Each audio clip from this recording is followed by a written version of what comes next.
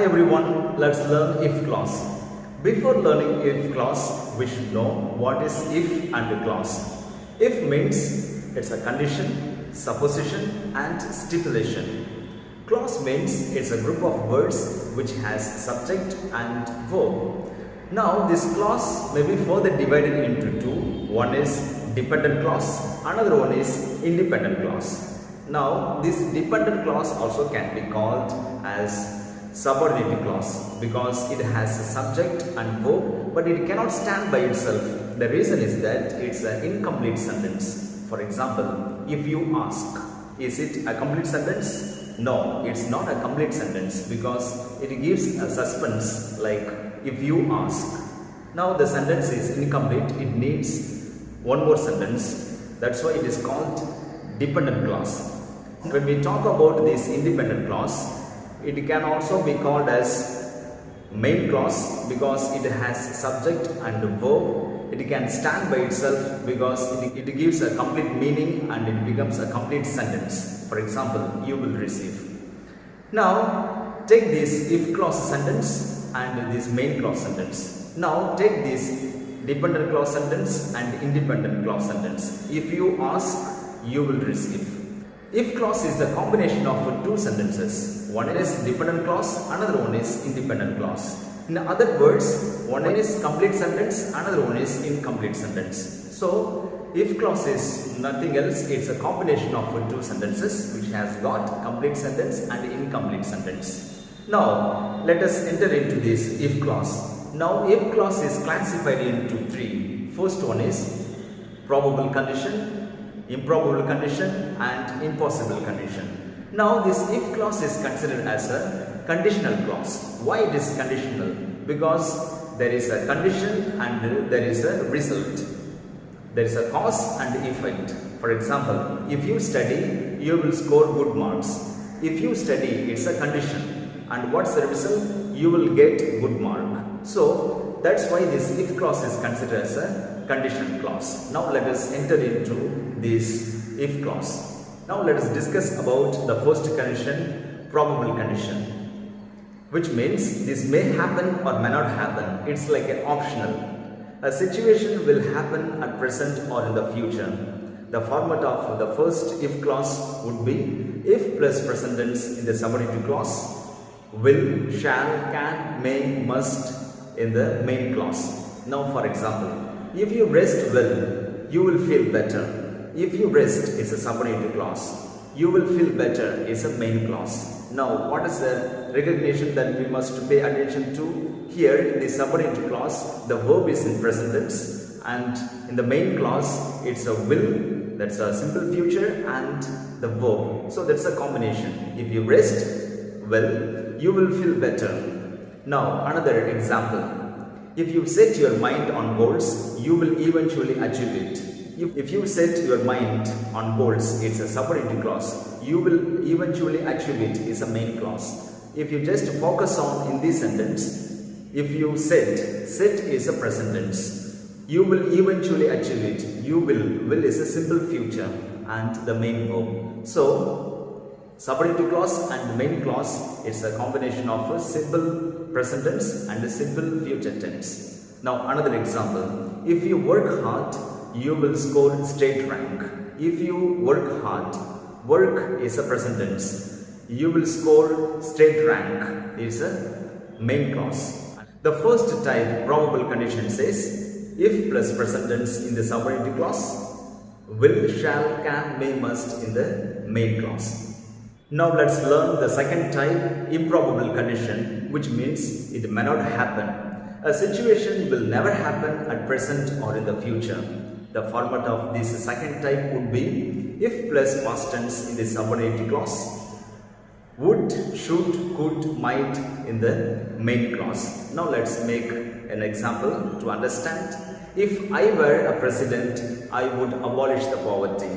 Now in this sentence, if I were is a past tense. I would abolish, would is also a past tense. Now we should recognize in this way, both in the subordinate clause and in the main clause, the verb should be in past tense. So once again to highlight, If I were a president, I would abolish the poverty. Second example, if she applied, she would get that job. If applied is a past tense, would get, would is a past tense. So once again we have to pay attention to the sentence in subordinate clause and in the main clause, verb would be in past tense. Now next example, if I knew the answer, I would tell you. If I knew is a past tense. I would tell you, would is a past tense. Now both in the subordinate clause and the main clause, we have past tense. So in this way the second conditional is understood. So once again, what is to be understood in the second type? A situation will never happen at present or in the future. The format would be if plus past tense in the subordinate clause, would, should, could, might in the main clause. So now let's learn the third type, impossible condition, which means that will never happen. A situation that did not happen in the past. The format would be if plus had plus past participle in the subordinate clause, would have plus past participle in the main clause. Now let's take an example to understand. If you had practiced well, you would not have lost the match, which means the person did not practice, he did not win. So you had practiced well, which means it's a supposition. Suppose you have practiced, you would have won the match. So it's a supposition, or it did not happen, but yet we try to communicate that you should have done something so that something should have happened. Use this third type for this kind of a situation that did not happen in the past. Next example, if you had not broken the road rules, you would not have met with an accident, which means the person did not follow the rules of the road, that he got met with an accident. In case if you had followed it, you would not have met with an accident.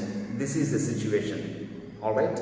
So which means the situation did not happen in the past itself. Yet we try to rectify this incident by making the sentence. Now another example, if you had submitted the assignment on time, you would not have lost the first mark.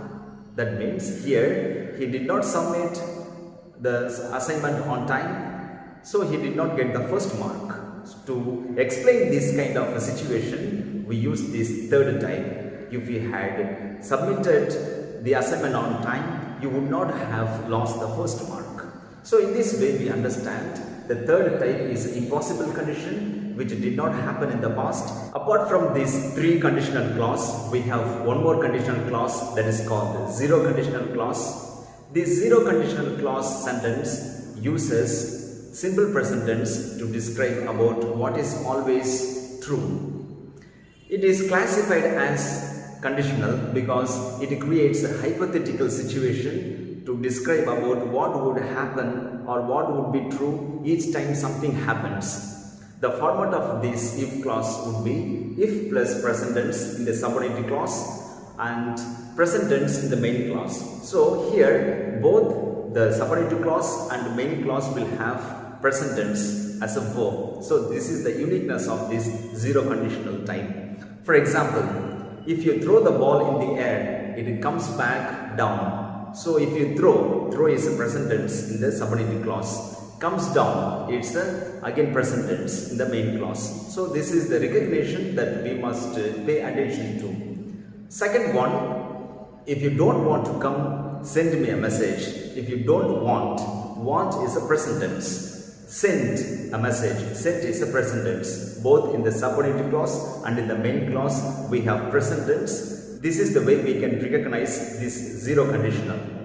Third example, if you don't water the flowers, they die. If you don't water here is used as a verb. They die. Die is a present tense. So both in the subordinate clause and in the main clause we have present tense. This is the way we have to learn this zero conditional.